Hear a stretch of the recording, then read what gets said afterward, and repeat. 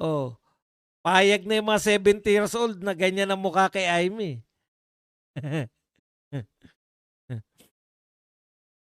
Kaya yung sinasabi ni Arnold Clavio na una pinagtanggol niya, sinabi niya na wala daw sa listahan ng PIDEA. PIDEA po ni Marcos yung nagsabi nun. Ikalawa, sinasabi niya ngayon na talasan daw kasi yung mga magnanakaw daw ay makakaligtas. Utot mo. Clavio, nasa iyo ba ang isang bag ni Gutesa? Yan po yung mga sinasabi ni Clavio, yan po ang dala-dala ng mga vlogger. Kaya po natin si Clavio lang ang dinadala kasi siya pinakasikat. Alang nga naman vlogger, ang mga ano pala, mga bayarang media. Dami kong tawa sa AI. Baka mamaya pati rally ng INC, AI na rin. Huwag tayong malito, malaking kaso ang money laundry. Si Gutesa, kinidnap nila. Ayun po yung latest, no? Nasa kamay po nila si Gutesa ayon po kay dating Congressman Mike Defensor. Sana pag tumakbong ano yun, sa Duterte tumakbo para ano. Ayon po kay Mike Defensor, pinag-video na po si Gutesa na pinaliktad na po sila ni Marcoleta. Sila na po ang tinuturo, si Mike Defensor tsaka si Marcoleta. Edwil Sabala, yan. Walang logic yan. Bangag din yan. Sir Bads, dapat withdrawal of allegiance ng AP sa presidente and deliver the presidency. Hindi po. Hindi po sila magde-deliver. Pag sila po ay nagsabi po ng na sa tao sila, pag nagdeklara po yung AFP na susuportahan nila ay tao at hindi po yung liderato sa Malacanang na ayon sa kapatid ay adik, mapipilitan na yung pangulo kasi wala ka ng suporta. Talagang ano ka na no. Wala ka nang magagawa nun. Putya, mahirap yun. Pwede na po yan eh. Kasi po, pag adik, hindi po pwede maging pangulo ang wala sa katinuan. At ang pagiging adik po, kahit po yung mga mediko, nagsasabi na hindi po normal ang pag-iisip pag adik ka. Yung adik ka lang sa sugal, hindi na normal ang pag-iisip mo eh. Yung pang-adik ka pa sa substance, adik ka pa sa sari-saring pinagbabawal na droga. Ang mga congressman, magsalita na kayo. Asan na kayo mga young guns? Kontrahin nyo si Amy. Lumabas na kayo, tirahin nyo si Amy. Boss Buds, dapat hindi tinanggap ni BBM yung mga nag-resign kasi sabi niya sa ambush interview niya, hindi niya i-dignify yung akusasyon ni Ko. Yan po. Eto sinasabi nila walang epekto ang mga rally. Tama ka eh. Raymond Suason. Hindi, si Jaime Leonora. Kung walang nag-rally, pwede niyang hindi tanggapin yun. Di ba? Kasi, putya, bet ko pagre-resignin niyan si Bersamin. Tsaka si Pagdangaman. Pero dahil ang laki na rally, kinakailangan kasi, seryoso kami Gusto niyang palabasin, seryoso. Esta mo yung mga pahayag nila, kaisa kami ng Iglesia ni Cristo na sa panawagan na kaisa pala kayo, di mag-resign na kayo. Boss Bas, Boss, bakit wala na sa rally sa Luneta? Takot ba sila baka tumuloy yung rally? Alam mo, Gibson Umitim, sana ba yung nagtanong? Yan po ay rally nila. Bakit mo sila kukwestiyonin sa rally nila? Kung gusto nyong umati ng rally, meron pa sa EDSA. Ganun lang po yun. Tinigil na po yung sa aming rally kasi tagumpay na po yung mission namin. Yun yung mission nila eh. Etong panawagan kasi sa EDSA, originally, wala dapat na BBM resign. Mismo mga organizer na yung nagsabi na BBM resign. Boss, mangga pa rin ba si Amy? Di ba kasasabi ko lang, ano yung purpose ng paglalantad niya? Para iligtas yung kanyang pamilya. Kasi wala na yung magagawa. Matalino si Amy, hindi naman katulad ni BBM yan. Mas may political sense si Amy Marcos. Boss Bad, si JPE hindi naman po masama yung manggagamit eh, 'di ba? Kung ganito po 'yan. Kung manggagamit ka katulad ni Dimas, magnanakaw siya pero ginamit niya yung talino niya. Puta baka totoo ngang anak ng Diyos 'to. Magsabi nga ako na ano, sama niya ako. O, 'di ba? 'Yun lang 'yun. Hindi naman po kung manggagamit ka at ikaw ay nakakabuti naman yung panggagamit mo sa mamamayang Pilipino. Ganun talaga. Ibig nyo sabihin sila Enrile, originally, gusto nilang i-transfer kay Cory Aquino yung pamunuan nung sila ay nagsagawa ng ano ng pag-alsa kay Marcos. Hindi naman eh. Pero dahil sa ginawa nilang pag-alsa kay Marcos, oh, ang naging bunga nun, di nagpasalamat yung mga Cory eh. Kaso yung Cory wala ring ano eh. Wala ring utak eh. Ilang panahon pa lang, nagbanata na sila ni Enrile. Tumalangit nawa ang kaluluwa ni Manong Johnny. Yung pagpapagamit po, pwedeng panggagamit, pwede namang katulad namin, ginagamit namin, mga Duterte kami, di ba? Manggagamit din kami ng aming mga talino, ng aming mga kakayahang mangumbinsi para maisulong yung kandidatura o yung pagiging presidente ni VP Sara. Kung walang rally, positive, pasarap ng pasarap mga buhaya. Correct. Bads, tuwan-tuwa ako sa iyo. Kahapon, ikaw ang isa sa pinakamalakas sumigaw sa crowd. Ganyan dapat ang mga nasa rally, cheering mood, hindi boring. Alam mo, Mirna, kasi nung nakaraan, nung unang araw, wala talaga ako sa hulog. Alam nyo, di ba kunento ko na yun sa inyo? Para lang akong naroon lang ako. Si Ilyas na nga, nag-ano si Ilyas, concert ni Ilyas, wala akong reaksyon. Imagine ninyo, wala akong reaksyon sa concert ni Ilyas. Pero kung kahapon nag-concert si Ilyas, grabe siguro ang ano ko ron. Nagsasayawan siguro kami ron. Yun po yung problema na nainitan ako eh. Kaya ayoko na magpainit eh. Kita nyo, maganda dating ko do, wala nang init. Buhay na buhay tayo, di ba? Yun yung kailangan eh. Kasi yung mga vlogger na naroon, tatahimik lang yun pag walang instigador. Instigador tayo sa mga rally. Good morning, Kuya Badong. Instigador na ano lang ha, na chair lang ha, hindi instigador na puta ng gugulo ha.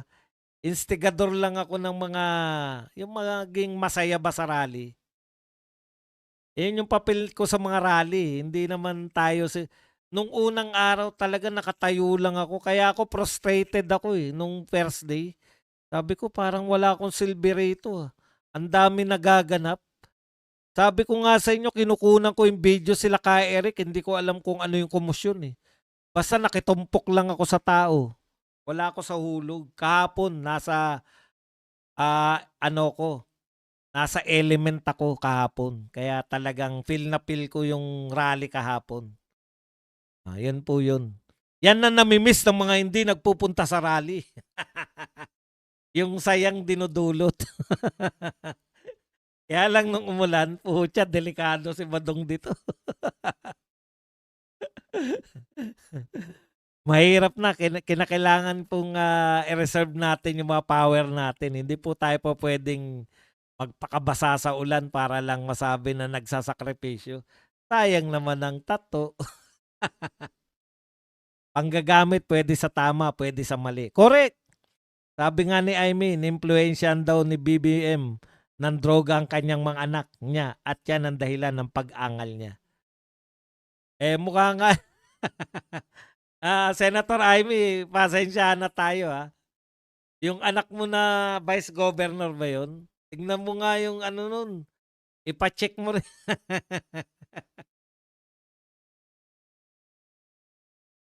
Pero okay yan. Basta nanggagamit, mangga si Amy tapos nakakatulong naman sa atin. Putya, bakit naman, di ba? Bakit mo naman kukondinahin yun? Kung yung pagtulong niya sa atin, maliligtas yung pamilya niya, ano ba masama doon? Talaga naman nakipagtulungan sila. Pero yung iba kasi natatakot, ang takot kasi ng iba, yung baka magamit na naman ni Amy si Inday Sara. Si Inday Sara po magpe-presidente sa 2028. Paano mo gagamitin yung presidente? Oy, Parak! Nariyan ka na ba, Parak? Nasa EDSA ka na ba? Eto si Parak ang natin dyan. Good morning, Kabadong. Nagluluto pa ako para sa tanghalian ng anak ko. Kita kits. Yan. Mamaya, kita na naman kami niyan. Kumusta kaya si Mike Abing? Mike Abe, kumusta ka na? Tinanggal na. Tanggal siya sa PTV4 eh. Boss Buds, kung 1 o 2 department lang ang corrupt sa BBM admin, baka pwedeng hindi niya alam at dapat alisin niya agad kapag nalaman niya. Pero kung lahat ng cabinet mo corrupt, ikaw na pasimuno niya. Tama. Single kidney na lang si PBBM, paanong magiging addict pa yun? Alam mo, Reynato Obias, hindi naman ako doktor. Malamang hindi ka rin doktor. Kaya pwede ba, tigil-tigilan mo na yung katatanggol sa amo mo. Magsama-sama kayo ron. Okay na, napansin na kita. Morning sa lahat. Good morning, Sir Buds. Parak TV. Hi, may rally pa ngayon. Parang si Crazy Brooks hindi naniniwala sa akin. Parak, ikaw nga magsabi kay Crazy na may rally pa tayo. Sa akin, hindi naniniwala eh. Naniniwala sa mas pogi eh. Dalawa na lang nga kami ni Parak na pogi dun sa mga vlogger eh. Itatatwa nyo pa ako. Governor ba yun? Governor ba yun? Bakit si Bisdak at BMR dati laging sa ground, ngayon di ko na makita? Sila na lang po tanungin nyo. Mahirap naman ako mga twiran sa kanila. Hindi po natin masabi kung may mga importante silang lakad. Tumpa ka, Boss Buds, nagamit na natin ang manggagamit na pilitang magsalita si Mangga. Ganun lang po yun. Ba't kayo magagalit sa mga gusto mo? Kay Saldi ko ba magagalit tayo? Alam naman natin na si Saldi ko, ang ginagawa po ni Saldi ko, pagliligtas niya rin po yan sa sarili niya. Anytime na may mangyari sa kanya, di ba? O, yan na po ang kanyang kasi magdadalawang isip na ngayon yung dadali kay Saldi ko dahil putya kami pagbibintangan nito. Boss, ano mas masakit para sa iyo? Hindi makatakbo si Sara sa 2028 dahil na-impeach o yung pagkidnap kay PRRD? Alam mo, Vic Adams, wag tayong nega kasi pag ako kasi naniniwala ko dun sa positive na iniisip, positive po yung magaganap. So, wag po nating inega yan. Hindi ko sasagutin yan dahil hindi ko kayang sagutin. Pero ayokong tanim sa utak ko ng nega. Dahil ako naniniwala, magsama-sama tayong positive, mananalo, magiging presidente sa latest sa 2028 election. Pero kung sa pagkaloob po ng nasa taas, baka mas mapaaga pa ang pagiging presidente ni BP Sara. Wow, happy birthday, madam. Sana pahabain pa ng Panginoon ang buhay mo po. Si Kihor, daming mangkukulam doon. Baka pwede nang ipakulam si Remulla. Boss Buds, yung 1987 construction ng sinusunod ng Pinas, Constitution po. Nakasaad doon na BP ang successor ng president. Si Cory ang presidente nung ginawa niyang 1987 Constitution. So ngayon, ayaw sundin ng mga yelo. Ayan po mga yan. Yung mga dilawan na yan, talagang hindi naman pala sunod sa Constitution yan. Sila nga nagpauso ng people power, di ba? Hindi lang umubra kay kay Digong. Happy birthday, Mrs. Badong. Proclamation 1081 is not a military power. I repeat, quote unquote. Okay na yan. Wala naman po akong problema dyan sa tapos na po yan eh. Hindi po natin na pinoproblema yan. Ang pinoproblema po namin ay kung magte-take over ang military, hindi po kami papayag.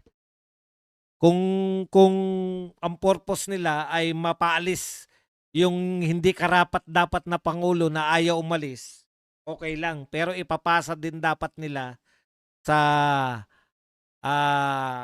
presidente. Hindi po magtataglay sila ng power dahil illegal po yan.